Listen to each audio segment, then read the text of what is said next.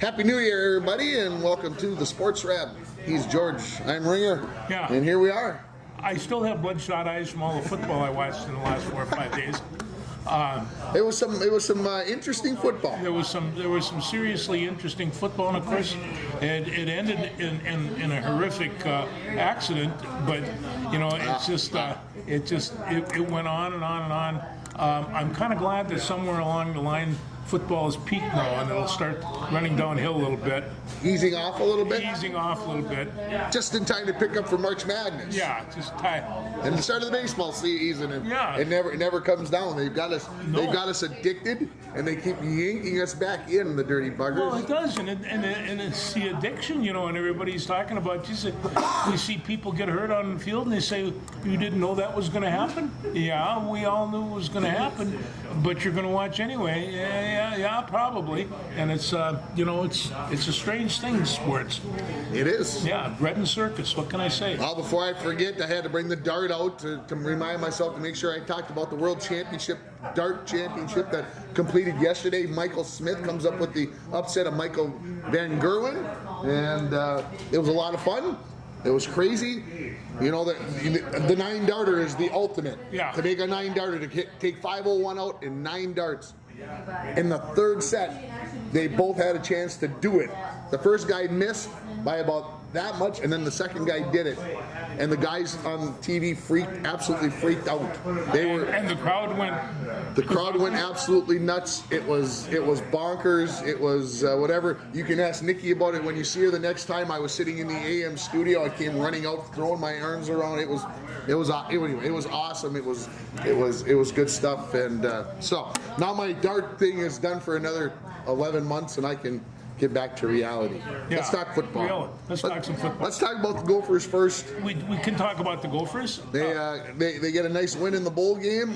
I'm not exactly sure how they did it, being outgained 477 to 215, but they did it. No, if you take a look at the statistics, Syracuse won by 3 touchdowns, but they don't keep score that way, and so it's a good thing that they don't. But you know, the defense came up with a couple of really good plays, and so it was an all-around team effort. I was kind of surprised that the offensive line did as well as they did. They didn't have their All-American center, which is a key position, as we'll get to when we talk about the Vikings in a little bit. And, yeah, I don't know if I necessarily like that decision. I hadn't heard about it before the game, and I'm not too pleased with it. Well, you have to wonder. I mean, but then Kelly McManus gets hurt, and then you kind of go, well, maybe he made the right choice at the same time. But I'm not a big fan of this. Well, and then of course you have the story, the written story about how the quarterback comes back into the game, and he is starting quarterback now, and the other quarterback went down with a gimp, and Tanner Morgan did a nice job. Got the job done, and of course, like I said, you mentioned it. It's hard to say that the defense won them the game, giving up 477 yards, but they did have the pick 6. They had another fumble recovery. Yeah. Unfortunately, maybe the Gophers were playing with 12 lots during the game. I'm not sure. I don't know. But, and a beautiful pick 6, so, you know, and just when they needed it as well. So, you know, I don't know, maybe in Minnesota, we just get lucky. Nobody's ever accused me of getting No, I don't think the Vikings were lucky on Sunday, but... No, the Vikings weren't, no. Let's stay with college football. Let's talk about the national semifinals. Can they get 2 more emotional up and down roller coaster games than that? No, and everybody south of the Mason-Dixon line is just tickled pink that Michigan and Ohio State's not in it, and they're sitting around saying, you know, we know that Southern football is much better, and but I don't think they can say that it's much better. I don't think they can. Ohio State's kicker is a pretty good kicker. He's probably going to kick at the next level possibly, and he absolutely choked. I mean, he did. Come on. I mean, you don't miss a field goal by 50 feet. I mean, he absolutely shanked it. Could be the holder's fault for all I know. He could have missed his spot, but I got a feeling the kicker just absolutely shanked it. Ohio State had a chance to win that game, and Michigan, despite throwing 2 pick 6s, was right there. I mean, they had their chances. No, they did, and you have to give it to TCU for never letting go. They were there all the time. They were gnarly. They were nasty. I tell you, say what you will about horned frogs, and they're not horned toads. They went right after you. Yeah, it's interesting because, again, I think you kind of look at it statistically and you kind of shake your head and you scratch your head because Duggan didn't have that great a day for TCU, No, he yet didn't. somehow they put up 51 points. Yeah. You would think that Michigan, playing in the Big Ten, would be able to stop the run. It didn't look like they were able to do that to me. Again, the 2 pick sixes by McCarthy from Michigan did not obviously help the situation, but it was one of those games that, again, Michigan, well, like I said, they had the ball in their hands in the final minute. They had not a good chance, but they had a chance. You know, I was taught a long time ago that what you really want to have as the game progresses is an opportunity to win. And they had an opportunity to win. And you know, Ohio State they had opportunities to win. And that's all you get against really good teams. And if it works out, then it works out pretty good. But if not, no, you're actually fighting for the opportunity. And I really kind of believe that in pretty much every sport that I've ever been involved with. You know, it's the opportunity to win that you have to grab. So let's talk about the opportunity on Monday, January 9th. I'm predicting I'm watching a football game that night. I like watching that football game because they will cram more minutes of commercials in this football game than probably any other football game of the season, including the Super Bowl. So they really jam-packed that thing. So, but I'll tell you, Georgia looked awfully good. The line on both sides of the ball played very, very well. They have outstanding linebackers and a nice defensive secondary. TCU is going to come in there. They're going to be spitting nails. It's one of the things where you not only have an opportunity, but TCU thinks they can beat I was these just going to guys. say, are they silly enough to think they have a chance? And I think And they do. do. Yeah. And they've had a good season, and and so we'll see where this leads. But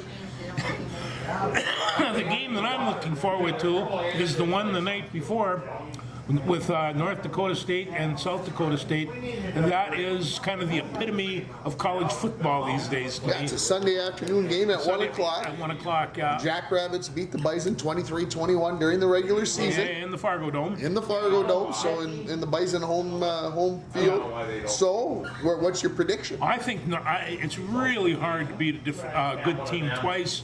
And that's what South Dakota State's going to have to do.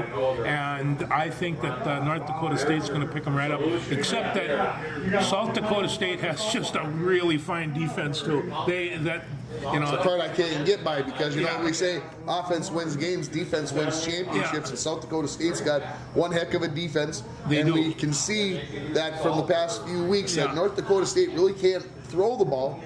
We know that Iowa, who's a Big Ten team, could not run the ball against South Dakota State. Yeah. So it's kind of here's North Dakota State who wants to run the ball and stuff it down your throats and just keep banging and banging and banging.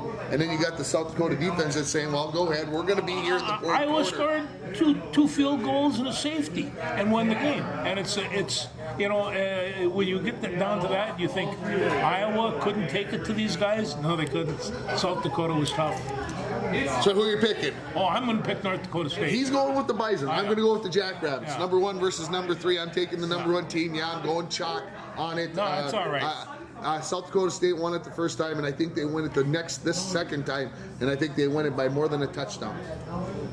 Well, We'll see. That's why Of course, they play the game. I didn't do very well last week because I picked Michigan and Georgia last week, so I only went 50% there. I am going to take Georgia against TCU, and I'm going to take them by double digits as well. Yeah, I think Georgia's the team to beat, and we knew that going in because they had such a great team last year. They threw a whole bunch of them in the NFL, and they filled it right back up again. That's the perennial reloaded. Tough to repeat, but Yeah. I think they do it, I think and they do it too. so that's what I see there. Yeah. What do you think of the Rose Bowl game? I thought the Rose Bowl game was fun, and I mean, I You like to watch Penn State and Utah. They took some banging, and but you know, it's the whole scenario of the Rose Bowl. It's still a beautiful place to play football. And Someday, George. Someday. yeah, it's just like I saw that, and it was just, and Penn State was there. You know, once that big white gets moving, they're hard to slow down. And they're all wearing number 32 jerseys for Franco Harris. So Franco's Italian army was there big time, and Two big plays for Penn State, an 87-yard run and an 88-yard pass. Yeah. Not what you would call typical Penn State plays, but they got the job done. We found out, I think, that Penn State made Utah one-dimensional, that they really couldn't throw the ball, and he got even tougher in the rain. Yeah. And I felt like that was the difference in the ball well, game. that's the whole thing. I mean, I've been to Southern California many, many times. A I handful. thought they said I've it seen never rain. rains in Southern California. But when Isn't it there a pours- song? When it pours, man, it pours. But when it pours, man, it pours. Yeah, It yeah, did. Yeah, it was kind of.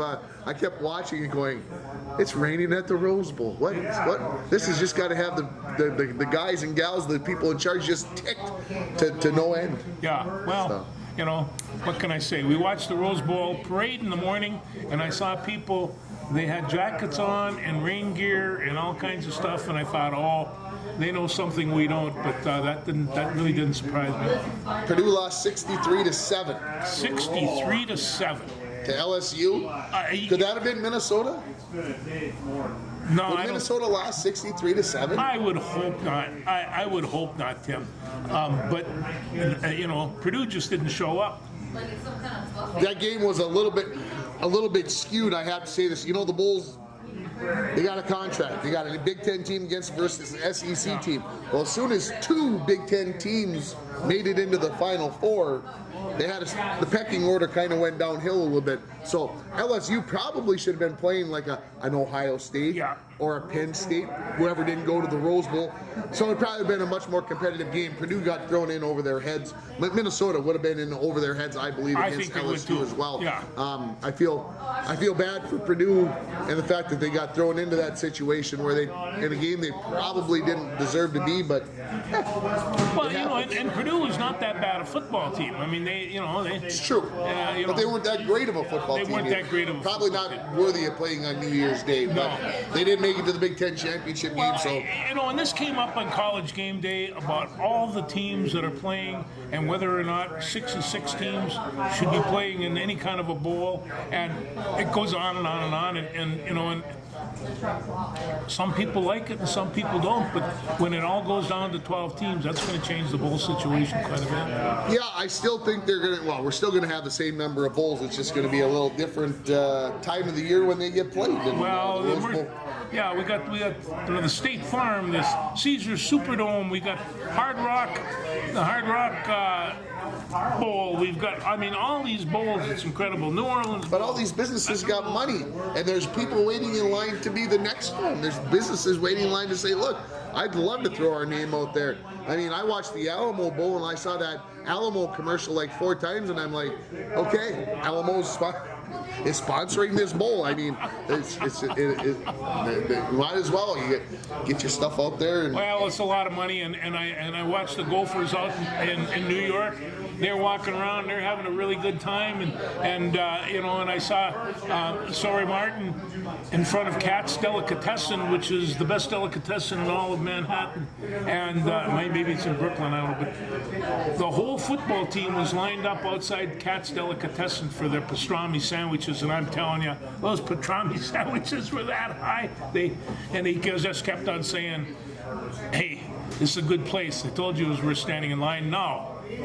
He had a storybook ending to the football game that they called back because apparently from Minnesota we have a hard time counting past 11, and you know, so they put 12 on the team, and he scooped her up and went 80 yards.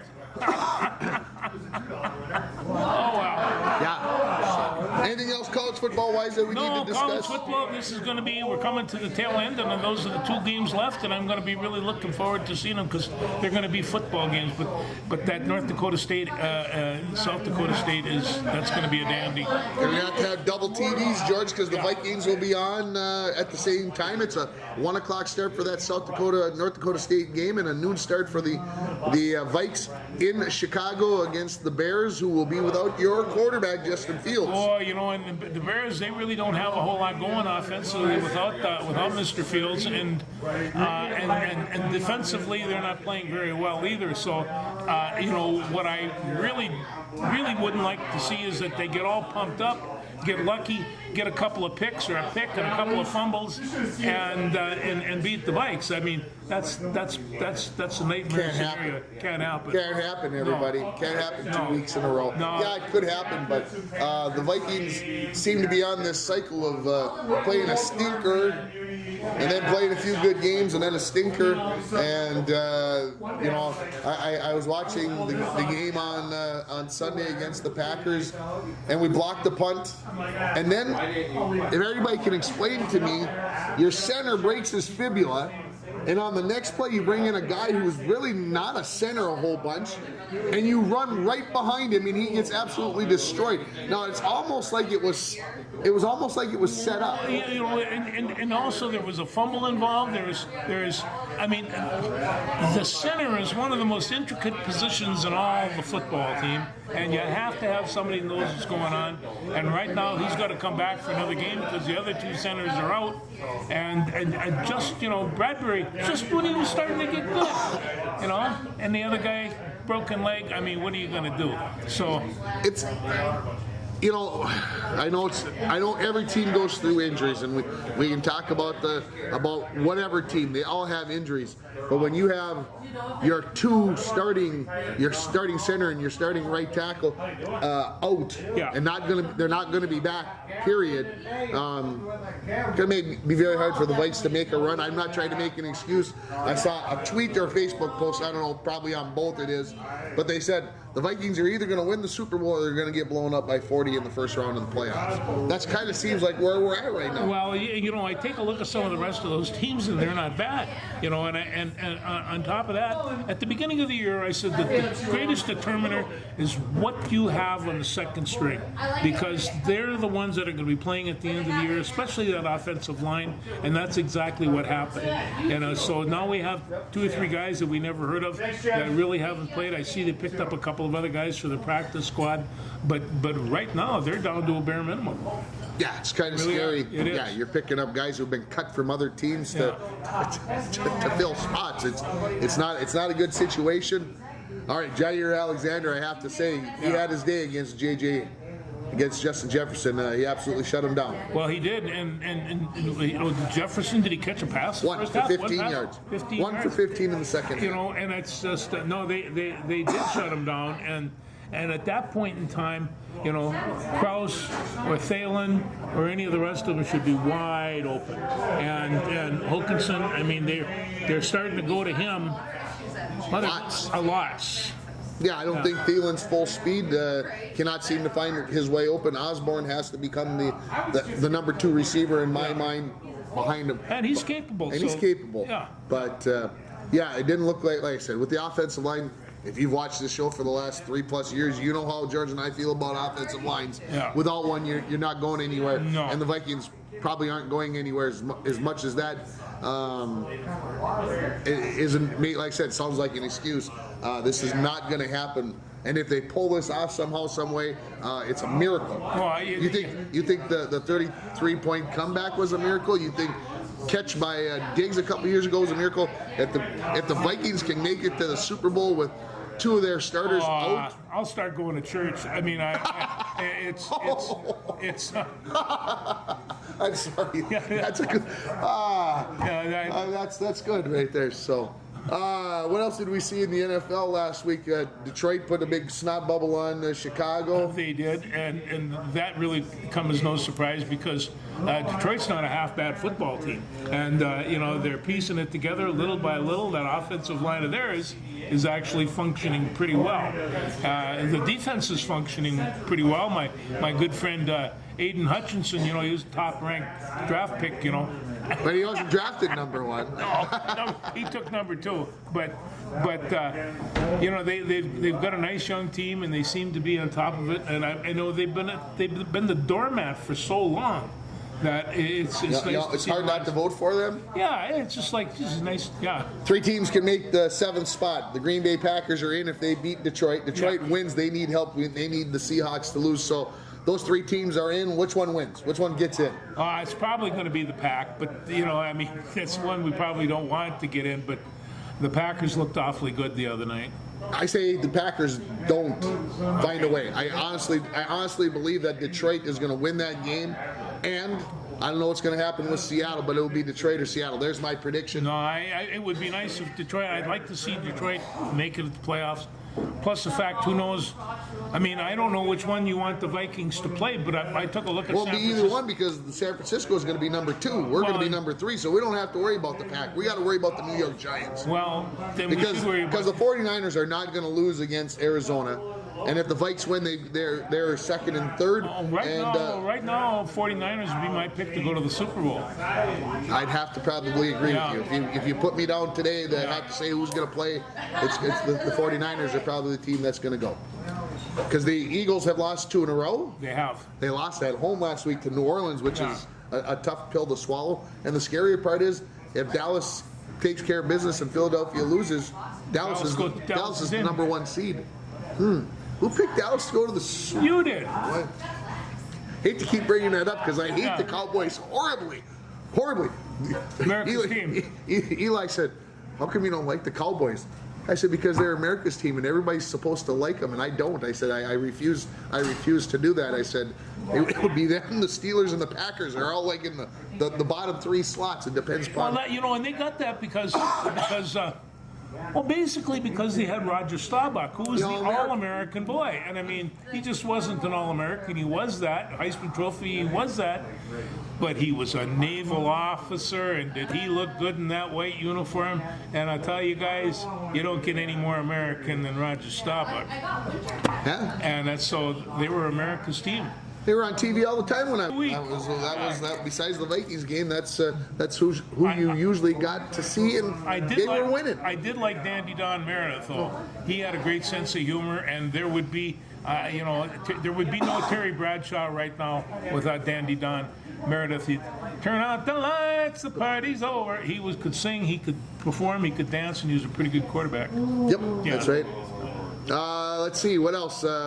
AFC, of course, we probably should mention the Damar Hamlin situation. I was not watching when it happened. I have not seen the play, and I would suspect, because it's been 2 days since it occurred, and I have watched a fair amount of ESPN since then, because, well, that's kind of what I do when I flip the channel on. Yeah. They have not shown it.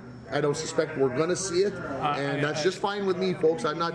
I don't need to see that kind of stuff. It didn't look at all like a tremendous hit or a high hit. It looked like a shoulder tackle. And what happened, he got nailed with the shoulder right at the center of the heart. And this happens, like one doctor says, we see this in baseball, very rarely in football, because his shoulders are involved and all the rest of this, but he took that thing right there, had a contusion of that heart, and then went into a fibrillation, just like you and I have, only we didn't get it by somebody hammering us. Yeah. And so, it wasn't a hard tackle, it wasn't anything that you would have ordinarily seen. He got up, he took 2 steps, and then that was it. But it was very difficult to watch, and you watch all these great, big, strong, incredibly, trained people, and they were like a bunch of boys. They could not play, and they were talking about even before they decided no game. Somebody said they were going to give them a little time to warm up, and I thought, I'm not sure I could play in a game if I just saw that happen. I believe if the NFL would have had their choice, that Yeah. game would have been continued. I think it was the coaches, especially Sean McDermott, the head coach from Buffalo, who said we are not playing.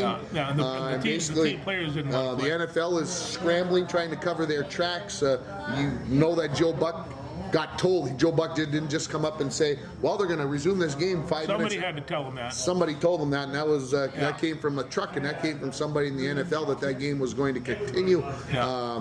So kudos to the coaches for basically saying no, And we're the not, players and the players yeah, and the saying, look, we're not doing the this. Players Association, these guys, hey, we have to have a certain sense of decorum here, and I think We're not the running man quite yet. No, not quite. Not quite. Not quite. We like our Warriors, but yes, Well, we we do, don't and- like to see them things like that And happen. I think, I mean, judging from what the reports we were getting this afternoon, I think he's probably going to pull out of this.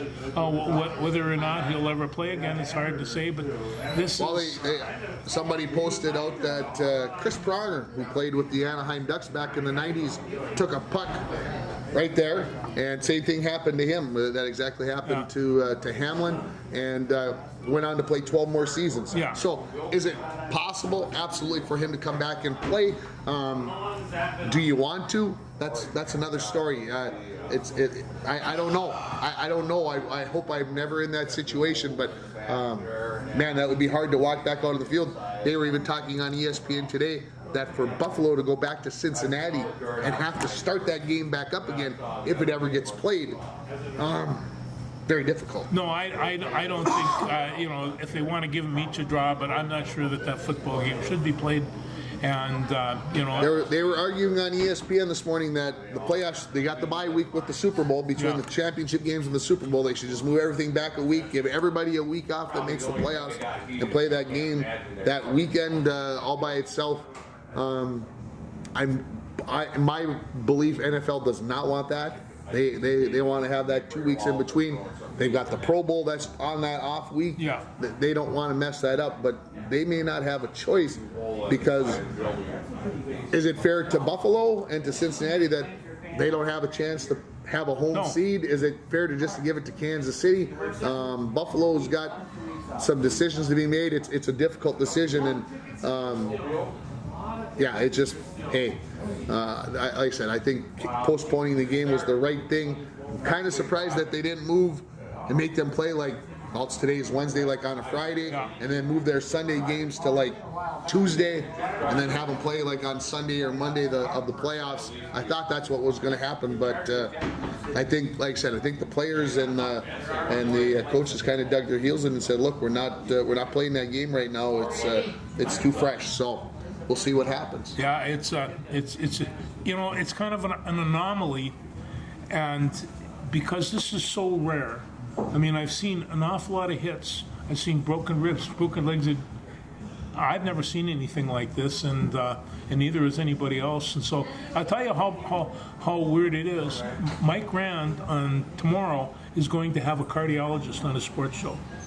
So this is popping the question here: what is going on, and is this something that we should be prepared for, and things like that. Don't like mixing all this seriousness with my sports. No, I don't either. Yeah, I don't either. Anything else football-wise we should jibber jabber about?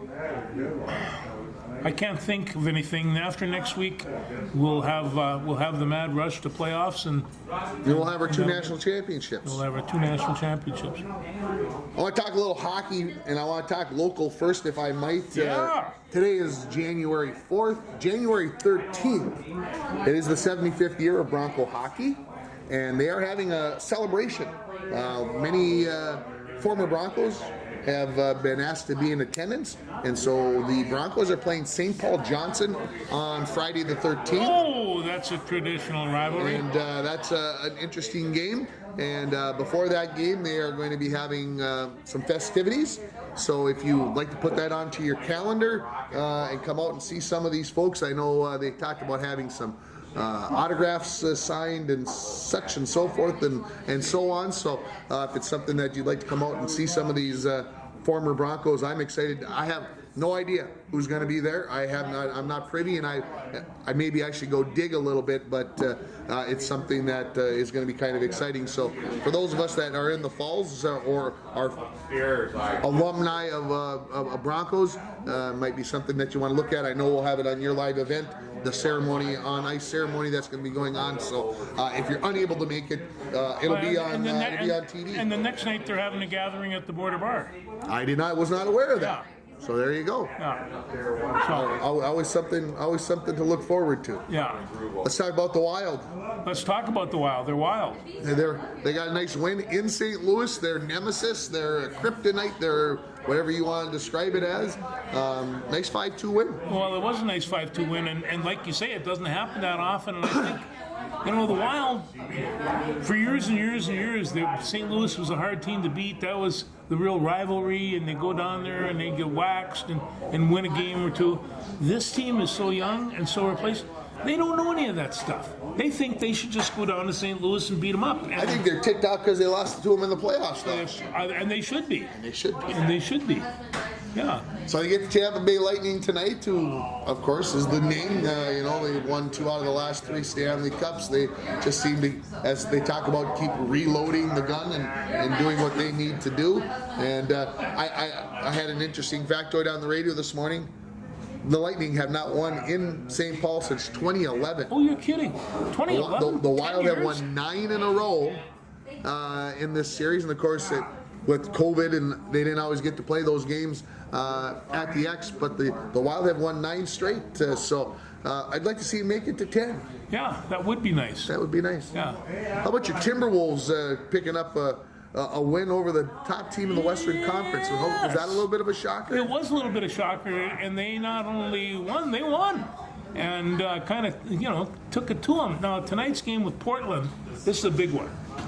Because if they can pull off their 2 in a row, right now, what did they won? They won 18 games. They're about 7 games out of first place, and they have to beat some of these good teams. And so, as long as you're starting with the Nuggets, you just might as well keep right on going. And yeah, you might recall about a month or so ago, the Wolves ended up playing back-to-back games in Portland, and Lillard went off for 11 three-pointers in one of the games, and I think he ended up with 42 points or something and had 38 in the other game. They had no answer for him. I would suspect that Chris Finch and his coaching staff have been working on a way to try to limit. You're not going to shut down Damian Lillard, but you got to find some way to contain him. Well, and again, I think what's probably, it's the rebounds that are killing us. They're getting putbacks, and we're getting one-shots. And so we're losing games in which we're shooting over 50%. That's not logical. And it's... you're shooting over 50%, you should win. You should win. I agree. A lot of games. Yeah, and of course, I'll probably sit here and tell you that I thought Rudy Gobert would fix some of this rebounding issues. Well, I guess we understand that rebounding is more than just one man. It's a team thing. It is a team's thing. It's tough in my mind when obviously there are some long rebounds.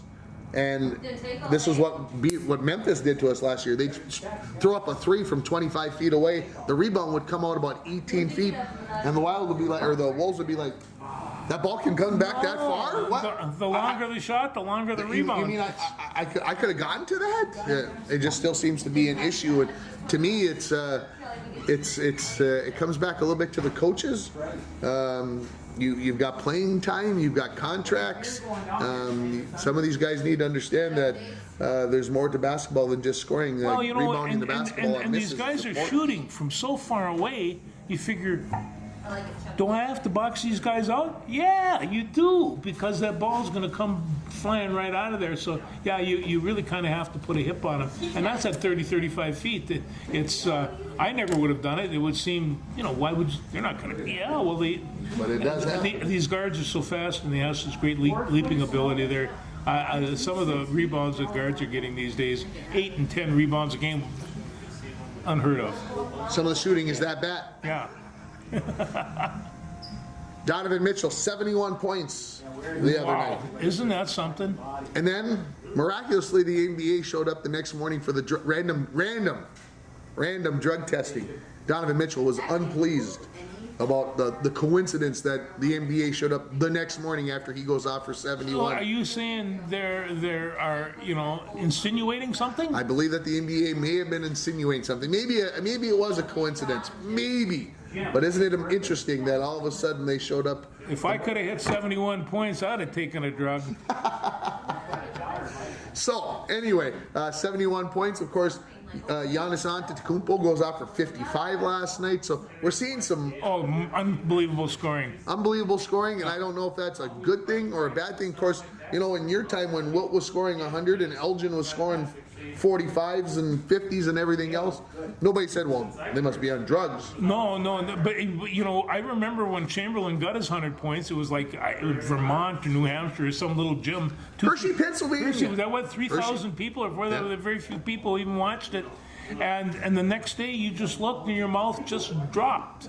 How could this possibly happen? And then they showed the highlights, and because he couldn't hit a free throw to save his life, and so, he scored 100 points, and and I don't know this to be a fact, but they were saying that when Mitchell scored his 71, he also had 10 assists, which seems absolutely bonkers. Ooh.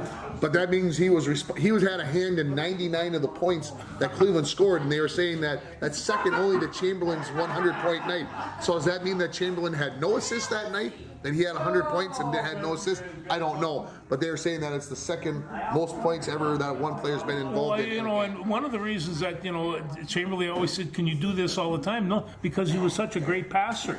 And he did get assists. And he'd lay those things down there. There'd be two people around him. He'd flip the ball over and they'd go in for the layup. So, he was an excellent passer, as was Bill Russell. All those big guys, they could pass the ball, and did.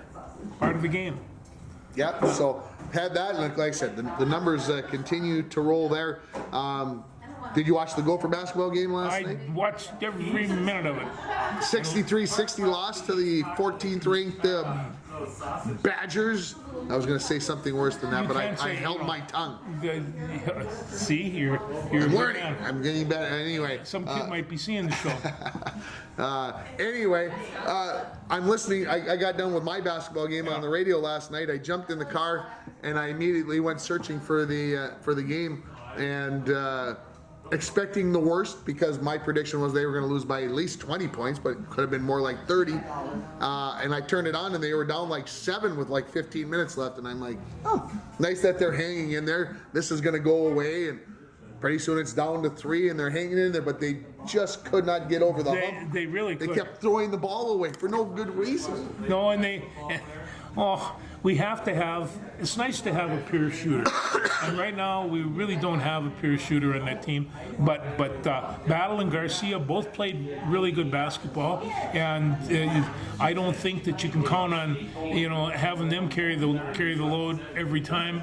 But they're really good basketball players. I think what the Gophers showed yesterday is what their potential might be and how well they could play, because they played really well. I was listening to the Badger broadcast on XM. That's the one I could find, and I will say this: the Badger announcers were very impressed with the Gophers, and especially with Pharrell Payne and his abilities. And they were talking that how can a team that has 20 turnovers in a game, how could they be that close to the 14th ranked team? I mean, essentially that was what the conversation was. So there are some positive things going on there. And also, just going to say it, this is Big Ten basketball at its best. And these guys will go in there and, is it basketball, is it rugby? It's still a toss-up for that, but it is a rough sport there. Well, I'll say this to defend the Badgers a little bit. Their whole thing is that they're going to play a close game. Yeah. They're not going to score 80. That's not what the Badgers do. Not in calls. They usually rather play like 40 or maybe 50. Yeah. The fact that they scored 63 tells you that maybe things got out of hand. And at halftime, they also brought out and introduced the new Badger football coach. Yeah, he's got a smile on his face and promises to go to the Rose Bowl. I don't know.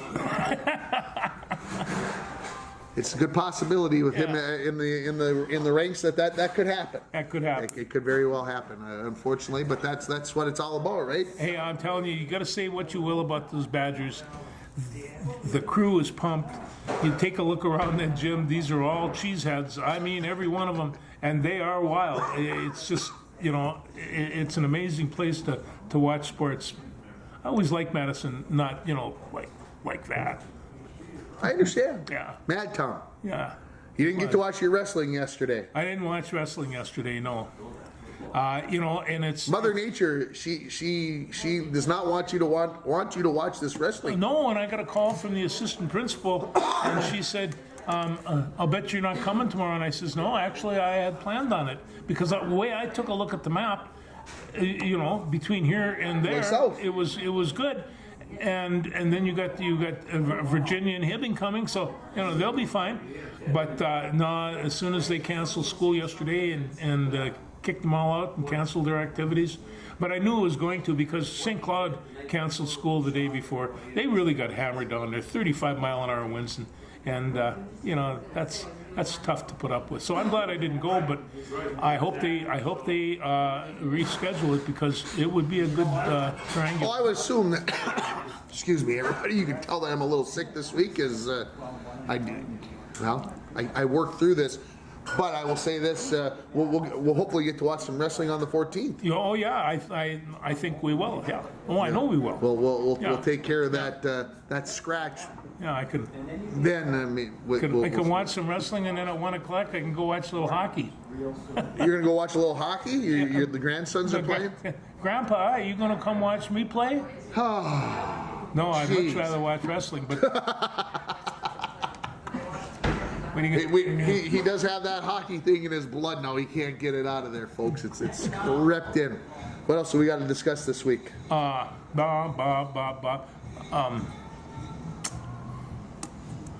don't know. Last week when we got done taping the show, you said, "Are you sticking around for one?" And I said no because I needed to drive to Chisholm, and I got to watch the Bronco boys pick up their first win of the season. And I was doing a basketball game last night, and I thought they should have had their second win of the season. And I'll say this, George, you know how I am about the officials. When I see something happen to either team, I feel like whatever. The one official decided that the Broncos were not going to win that basketball game last night. They were not. Did I know any of these officials? You did not know any of these officials. Well, you might have met them somewhere along the way. But the one official, not all three of them, the one decided that the Broncos were not going to win that game. Made two icky calls, an intentional foul that's how hard he hit him, folks. It wasn't even a foul, I didn't think, and he called an intentional. And then he called a technical foul on the Broncos because the player was going after the ball and didn't stop when he blew the whistle. He blew the whistle and his hands were already going into a T before the whistle ever stopped blowing. He just made the decision that that Lake of the Woods was going to get every opportunity to win that game, and unfortunately for the Broncos, Lake of the Woods did. Well, and I couldn't say that on the air like that, so I had to get it out of my system, and I appreciate you guys listening to me bloviate. No, you can't say that on the air, can you? I almost did, but I tried to say it in a better way. Yeah. But I had to get it out here. And I did it without any bad words, which I really wanted to get that, because you don't like to see kids get an opportunity taken away from them. And that's how I felt like happened. And the referees, yes, they have to control the game, but, and the worst part about it, folks, was, I'll continue the story, I saw them in the gas station afterwards, and I was about this far away from the guy, and I had to do everything. I didn't say a word. I walked away. See? 15 years ago, I would have turned and said something to him. You would have wound up in jail. This is the type of thing, and I mean, and we have to It's stress tough being this. mature. It's tough being mature. It's tough getting good referees. Well, and I know we got a tough enough time getting referees, and that's why I probably didn't say anything, but I almost felt bad for the other two officials because on the intentional call foul, he's running down at midcourt and there's a guy standing underneath the basket where the foul happened, and you could just see the young kid. He's probably 25, and he's kind of like, what? Like intention? Like he couldn't even believe. Anyway, that's where I'm at. Well, sorry. no, I mean we have we have called football games in which some of the calls have been done right hysterical. They seem to make up rules as they went along, and you were kind of saying, well, that's not the way the rule is read. That didn't seem to bother them. They went with it anyway. So, yeah, it's anyway, I like part to of the think game. I like to think that I'm objective when I'm on the radio, and that I mean I do have Bronco blood coursing through me, I believe, but I like to believe that I'm also objective when I'm doing my thing, and so. Anyway, I like I said, I appreciate everybody listening. So when's the next game for the basketball team? The Bronco boys play at Duluth Denfeld on Saturday. That'll be they'll have their hands completely full. So Denfeld's kind of switched their sports programs around a little bit. Yeah, they got things going in the right direction. Their hockey team is doing well. Their boys basketball team has been pretty good the last couple of years. So it'll be a tough one for the Broncos. Like I said, they finally got everybody healthy last night. They finally had everybody in uniform for the first time, I think, this season. And obviously, they lost to Lake of the Woods by 42 points 20 days ago now. And lost by 4 last night. And like I said, got outscored 12-1 over the last 4.5 minutes. Ooh. So, tough. That's tough to win that way.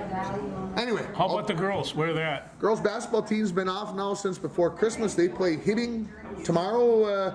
Should be a good game. The big question, and I don't know the answer, I'm kind of throwing it out here, waiting maybe for an answer, but will Olivia Thorstensen be in uniform? That would make a big difference for the Broncos. They have not had her for nearly a year after the ACL injury last January. So I know the brace is in the city limits, and so hopefully she gets a chance to play. That will change the dynamics of that Bronco team immensely. Anytime you put a 6'3" into the middle. That's nice, isn't it? That makes a big difference. That's like putting 6'9" or 6'10" in a boys' game. Yeah, it's my daughter was 6 foot tall, and I was pretty pleased with that. Yeah, makes a big difference. So, boys hockey team got to play the number 1, number 3, and number 9 ranked hockey teams last week in the War Road tournament. That's some high quality competition.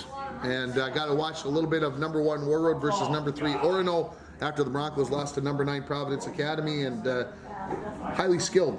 Lots of good players on those teams. Well, they are, and you're not going to improve unless you have that caliber of competition. It's just that's kind of the way it is. Now we had to look up Providence, and we found that Providence is the type of school, get this, that offers Latin from 6th grade through the senior year. I had 2 years of Latin. It was difficult for me to imagine 6 years of Latin, but this school does offer that type of education. Yeah, scary stuff right there. It is scary stuff. We're going to be in Bemidji on the 14th. Speaking of the hockey thing, number 2 Hermantown will be at number 1 War Road that day. Oh. That'd be a good one. That'd be a good one. See, there's all these good things going on all the time. You can't be everywhere. I wish I could be. No, that's why these live events really kind of take care of my television. That's just, it's no big deal. You got to go watch some wrestling and meet some of your old friends. That's right. Yeah. Anything else? I can't think of anything. Where we at? We still almost worked an hour in? No, we didn't get started till about 10 after. Okay. We got about 45 minutes in, so that's where we were last week. It's hard to believe, but things winding down here and everything else. So yeah, they are. Anything else? No. Have a good year. Thanks, everybody. We'll talk to you next week.